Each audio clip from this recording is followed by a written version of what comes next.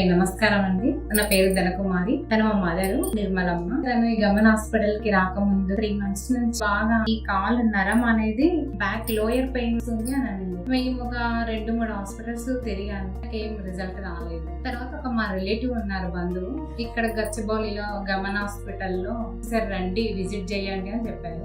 But ఇక్కడ sir report చూసారు, MRI తీయించుకున్నాను ఇంత ముందుకి. ఎంఆర్ఐ చూసి సేమ్ ఈ పొజిషన్ నీకు కరెక్ట్ గా నడవలేకపోతున్నావు, పెయిన్ తో ప్రాబ్లం అవుతుంది, నీకు సర్జరీ ఇంపార్టెంట్ అని చెప్పారు.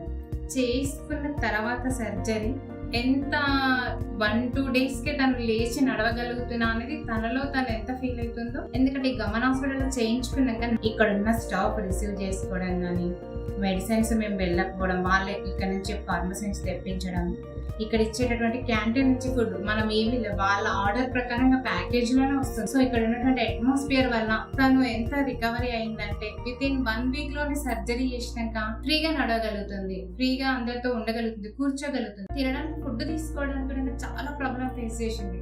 సో రియల్లీ ఈ గమన్ హాస్పిటల్ వల్ల నేనైతే ఎంత హ్యాపీగా ఫెల్ట్ అవుతున్నానంటే, so special thank you for management of Gaman hospital.